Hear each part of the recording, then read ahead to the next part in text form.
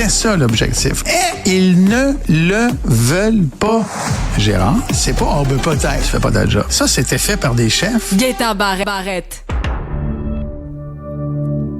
Ben oui, on reconnaît bien cet indicatif musical de Netflix parce que c'est vraiment dans l'actualité depuis quelques jours et honnêtement, la grogne est toujours très, très vive. Cet autre recul de Mark Carney en ce qui concerne la taxe de ces géants comme Netflix, ces plateformes, cet autre recul pour plaire, essayer de plaire au président américain. Le problème, c'est qu'on fait des concessions, on n'a absolument rien en retour. Gaétan Barrette est analyste politique. Salut Gaétan! Comment vas-tu? Ben ça va très bien, mais est-ce qu'on est face au recul de trop? C'est-à-dire que il y en a eu plusieurs, là, notamment là, l'espèce d'entente qu'on a fait sur le coin d'une table pour satisfaire le président américain sur le pont Gordie Howe. Là, après ça, il y a celui-ci. Est-ce que là, ça passe plus, là? Non, là, on entre dans une période où Mark Carney prend des décisions qui peuvent lui faire mal. On en a parlé cette semaine. Hein, j'ai mentionné les reculs spectaculaires. Là. Le pipeline qui va être finalement public, le pont Gordie Howe, la première taxe Netflix maintenant, l'abolition de l'augmentation de la redevance. Moi, ça commence à m'inquiéter, puis je te propose, Alexandre, ce matin, une petite séance de spéculation politique. Parce que, à un moment donné, en politique, il faut essayer de décoder ce qui se passe en face. Puis on comprendra que dans le modus operandi de Mark Carney, il nous dit pas tout. Il nous annonce une affaire, puis là, oups, c'est pas ça. Ça a été ça, là, le pipeline. Ça a été ça, le pont. Ça a été ça, la taxe Netflix. 2 fois. Alors là, aujourd'hui, qu'est-ce qui se passe? Et ce qui m'achale, ce qui me fait spéculer, c'est la situation actuelle. Trump annonce des nouveaux tarifs. Dominique Leblanc s'en va à Washington avec sa négociatrice en chef. Il n'y a personne de plus haut que Janice Charette, personne d'expérience, conseillère et du premier ministre et de Dominique Leblanc. C'est la personne la plus compétente et la plus haut placée. Sa job, c'est de négocier le CEUM. Elle est là-bas. Greer, leur négociateur, dit qu'il y a des discussions. Dominique Leblanc revient, mais il n'y a pas de point de presse. Mais Janice Charette, elle reste là-bas. Si elle reste là-bas, c'est donc qu'il y a des négociations en cours. Normalement, quand Dominique Leblanc revient, il va faire un point de presse, là, puis il va nous dire, c'est toujours la même phrase.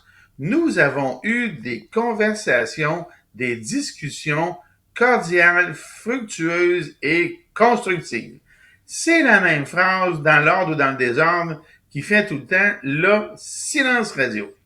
Mais moi, quand je regarde ça, là, ayant fait moi aussi des négociations dans un autre domaine, là, mais j'en ai déjà fait. Il y a des moments en négociation, là, où tu dois prendre des décisions et préparer les conséquences de la décision. Et là, j'arrive à la spéculation. Est-ce que Mark Carney, dans l'histoire des redevances, là, la taxe Netflix, là, qui sont abolies, et que là, Mark Carney arrive avec un argument complètement vaseux selon lequel on veut sauver l'abordabilité de la clientèle parce qu'on va dépenser 600 millions de dollars pour que ça soit plus abordable. Est-ce que ça tient la route? La réponse, évidemment, c'est non. Bon. Un coup qu'on a dit ça, là, je pose la question suivante. Dans la négociation où il y a plusieurs sujets, prenons le Québec. Nous autres, c'est la forêt, l'aluminium, l'acier, la culture. Si tu es le premier ministre du Canada, là, et que tu penses aujourd'hui que tu peux arriver à une entente à la condition d'avoir une concession significative, quelle est la concession qui va lui faire le moins mal dans un calcul politique? En français, quelle est la concession qui va faire le moins mal d'un océan à l'autre? C'est la culture. Au Manitoba, là, puis en Saskatchewan, là, qu'on touche dans la culture du Québec, ça les énerve pas. L'aluminium, l'acier, la forêt et la gestion de l'offre, à des degrés divers, ça touche tout le Canada. Et il y a une loi au Canada pour ne pas toucher à ça.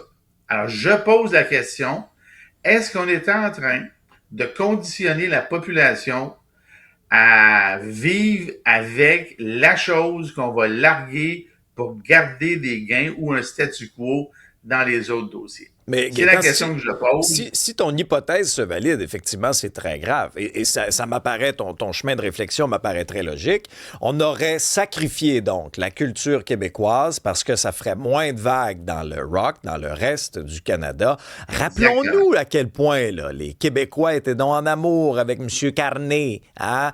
Qui là, c'est essentiellement les Québécois aussi là, qui lui ont donné comme ça le pouvoir.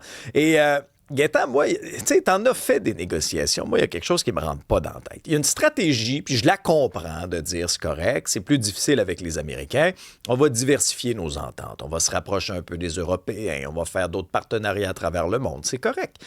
Mais le fait de faire constamment des concessions avec quelqu'un envers qui on tente de négocier le renouvellement d'un accord commercial, quelqu'un qui, je vous rappelle, ne respecte même pas sa propre signature, parce que l'ACOM, c'est lui qui l'a signé, Trump. Puis après ça, c'était donc une bonne entente, puis après ça, quelques années plus tard, ça vaut plus rien. Alors, t'as en face de toi un intimidateur qui respecte pas sa signature, qui met des tarifs sur tout le monde, puis après ça, plutôt que, c'est correct de pas le provoquer, mais la moindre des choses, Gaétan, ça serait, tu gardes ta position. C'est correct, on va négocier, je vais pas t'écœurer, mais je te ferai pas de concession parce que tu m'en feras pas. Là, on n'arrête pas de reculer, on se met un genou à terre devant le bon Donald. Je vois pas comment Mark Carney va se faire respecter par son interlocuteur. Je vois pas comment on va aller chercher le moindre gain dans cette négociation-là avec la stratégie actuelle. Je la comprends pas, Gaétan. Sa stratégie, elle est attentiste, puis moi, je la comprends. Il espère, McCartney, puis on l'espère tous, que les élections de mi-mandat vont le faire plier, Oui. pas au complet, parce que ça n'arrivera pas, mais suffisamment pour avoir une entente digestible dans laquelle on aura fait une concession. C'est comme ça que je le vois. Maintenant, le danger là-dedans, c'est que si aux élections de mi-mandat, puis on va prendre le pire des scénarios. Le pire des scénarios, c'est que Trump reste tel quel. Il perd pas le Sénat, il perd pas la Chambre de représentants. Il est évidemment le président encore. Il a encore les coups des franches. Après ce moment-là, ben là, on est vraiment mal pris parce qu'il va avoir les coups des franches jusqu'à la fin du mandat. Et au moment où on se parle, les concessions qu'on aura faites dans l'espoir de préserver quelque chose, ben ça va être pire parce qu'on va essentiellement en perdre encore plus. Trump, il va être libéré. Comme je dis souvent, Trump, il n'a pas le gros bout du bâton, il a le bâton complet. Il y a peut-être un petit bout là qui nous reste, mais en novembre, quand il va y avoir les élections de mi-mandat, il va avoir le bâton au complet, là, 100%.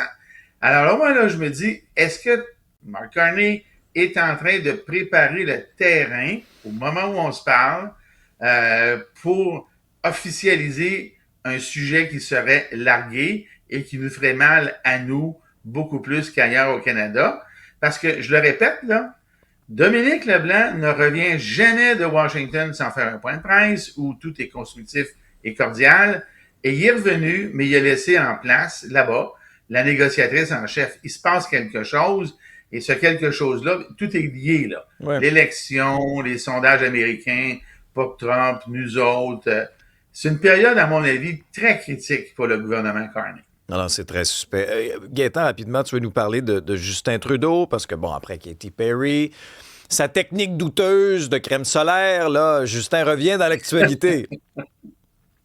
Hey, écoute, ça, c'est pas un gros sujet, mais c'est un sujet qui est intéressant parce que je fais le lien avec ce que je viens de dire à propos de Mark Carney et du gouvernement libéral actuel. Est-ce qu'ils ont besoin d'avoir des choses du passé qui reviennent et qui sont douteuses? Non.